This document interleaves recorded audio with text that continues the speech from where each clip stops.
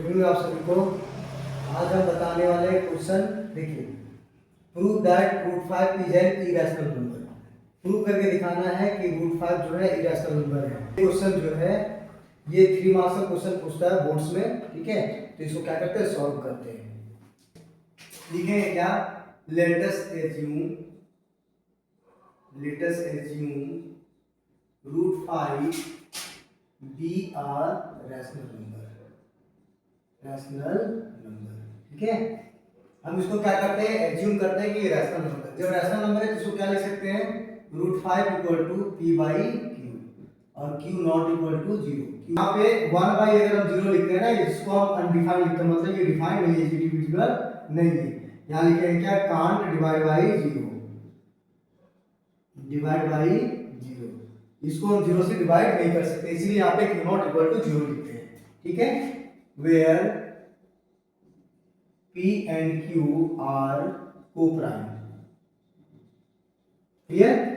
अब लिखेंगे यहां से क्या, squaring both sides, squaring both sides, दोनों साइड स्क्वायर करते हैं, कितना आ जाएगा ये, रूट 5 का square equal to P by Q का होल स्क्वायर हो जाएगा, ठीक है। देखिए अब ये 5 का स्क्वायर स्क्वायर से रूट कट के यानी आगे कितना, 5 equal to P by Q का होल स्क्वायर, यानी P square by Q square भी लिख सकते हैं। इसको और क्या लिख सकते हैं हम, देखिए इसको लिख सकते हैं क्या, Q square equal to P square by 5, ठीक है। देखिए तो हम यहां से लिख सकते हैं क्या, therefore P square is divisible by 5, so P is also divisible by 5, also divisible by 5। अगर p स्क्वायर मेरा 5 से डिविजिबल होगा तो p भी मेरा 5 से डिविजिबल होगा, तो लिख सकते हैं क्या, so we can write, ठीक है। हम लोग क्या लिख सकते हैं, तो p इक्वल टू लिख सकते हैं क्या, 5 के लिख सकते हैं, क्या लिख सकते हैं, p इक्वल टू 5 के क्या है मेरा, के कोई भी इंटीजर हो सकता है, लिख देंगे where k is any integer, ये क्या है मेरा कोई भी इंटीजर हो सकता है, तो लिखेंगे इसको इक्वेशन मान लिया क्या 2 और इसको मान लिया क्या इक्वेशन 1, तो लिखेंगे क्या from equation 1 and 2, from equation 1 and 2, equation 1 और 2 से। तो p के जगह पे कितना है, 5 के है, तो यहाँ पे क्या करेंगे 5 के पुट कर देंगे, लिखेंगे q square equal to 5k का होल स्क्वायर डिवाइड बाय 5 हो जाएगा, तो लिखेंगे कितना यहाँ पे 25, 5 का स्क्वायर 25 और k स्क्वायर बाई कितना हो जाएगा 5, ये 5 से 20 में, तो लिखेंगे कितना हो जाएगा 5k स्क्वायर। अब यहाँ से लिखेंगे क्या, q square by 5 equal to k square हो जाएगा। तो देखिए यहाँ से लिखेंगे क्या कि q स्क्वायर मेरा 5 से डिविजिबल होगा, तो लिखेंगे क्या, therefore q square is divisible by 5, so q is also divisible by 5, also divisible by 5। अगर मेरा q स्क्वायर 5 से डिविजिबल होगा तो q भी मेरा 5 से डिविजिबल होगा। रूट 5 को जब हम रैशनल नंबर माने, ठीक है, तो रैशनल माने तो ये क्या होगा, 5 का फैक्टर दिखने लगा, क्या दिखने लगा, 5 का फैक्टर। तो ये मेरे गलती के अनुसार हुआ था कि गलती हम obtain that 5 is a common factor of p and q। उसमें से जब हम सॉल्व किए तो 5 मेरा कॉमन फैक्टर दिखा p और q का, लेकिन हम ऑलरेडी वहां पे मान रखे थे क्या कि p और q जो है को प्राइम है, ठीक है। तो ये हमारा रॉन्ग असम्पशन से हुआ, तो but this contradicts the fact that p and q have no common factor other than 1, और p और q का कोई एक से ज्यादा फैक्टर नहीं होना चाहिए। तो लिखेंगे यहाँ पे this means our assumptions is wrong, हम जो माने थे वो तो गलत माने थे, तो लिखेंगे क्या, hence root 5 is an irrational number। क्या देखा है, the monthly income of Deepak and Naval are in the ratio 3:4 and their monthly expenditures are in the ratio 5:7. If each saves 15,000 per month, find their monthly incomes. ठीक है, मतलब दीपक और नवल जो है दो दोस्त है जिसका मंथली इनकम कितना देखा है, रेशियो में देखा है 3:4, और फिर वो खर्च कितने करते हैं तो 5:7, और वो per month 15,000 per month save कर रहे हैं। ठीक है, तो लिखेंगे let the monthly income of Deepak be 3x हो जाएगा, and the monthly income of Naval be 4x हो जाएगा। फिर लिखेंगे लेट द मंथली एक्सपेंडिचर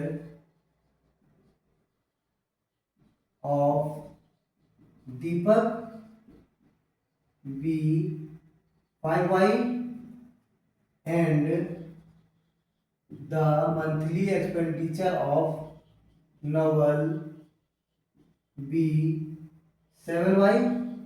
ठीक है, अब लिखेंगे क्या according to question. According to question में क्या हो जाएगा कि दोनों का सेविंग कितना दे रखा है तो 15,000 पर मंथ, तो लिखेंगे कितना 3x, मतलब जो इनकम होगा सो, और माइनस करेंगे क्या एक्सपेंडिचर। ठीक है, मतलब जो खर्च किया सो, और कितना सेव कर रहा है 15,000 रुपए सेव कर रहा है, कितना कर रहा है 15,000। ये क्या हो गया मेरा इक्वेशन 1, क्या हो गया इक्वेशन 1 हो गया। फिर लिखेंगे एंड दूसरे में क्या हो जाएगा, तो वो कितने इनकम किया है तो 4x माइनस एक्सपेंड कितना कर रहा है 7y, तो लिखेंगे कितना इक्वल टू 15,000। हो गया, ये हो गया इक्वेशन 2 हो गया। या तो x को इक्वल करिए या तो फिर y को इक्वल करिए। ठीक है, तो हम क्या करते हैं x को इक्वल करते हैं, लिखेंगे multiplying both sides by 4 in equation 1। Equation 1 में 4 से मल्टीप्लाई करते हैं, तो लिखेंगे 4 ब्रैकेट में कितना हो जाएगा 3x minus 5y equal to 15,000। ठीक है, इसको मल्टीप्लाई करें कितना आएगा तो 12x और इधर कितना हो जाएगा 20y इक्वल टू कितना हो जाएगा 60,000। कितना हो जाएगा 60,000। ये हो गया इक्वेशन 3, क्या हो गया इक्वेशन 3 हो गया। फिर लिखते हैं क्या and multiplying both sides by 3 in equation 2। अब इक्वेशन 2 में कितना मल्टीप्लाई करें 3 से, तो लिखेंगे 3 ब्रैकेट में कितना हो जाएगा 4x minus 7y equal to 15,000। तो लिखेंगे क्या है यहाँ पे, अब 4 3 जा कितना हो गया 12x माइनस 3 7 जा 21y इक्वल टू 15 3 जा 45,000। ये हो गया इक्वेशन 4। अब लिखेंगे क्या सॉल्विंग इक्वेशन 3 and 4 को सॉल्व करते हैं, कितना आ जाएगा यहाँ पे 12x minus 20y equal to 60,000, और लिखेंगे 12x minus 21y equal to 45,000। अब ये क्या करेंगे माइनस, यहाँ हो जाएगा प्लस, ये हो जाएगा माइनस, यहाँ 12 से 12 कट गया, कितना है यहाँ पे y इक्वल टू 15,000। कितना आ गया y इक्वल टू 15,000। आगे पुटिंग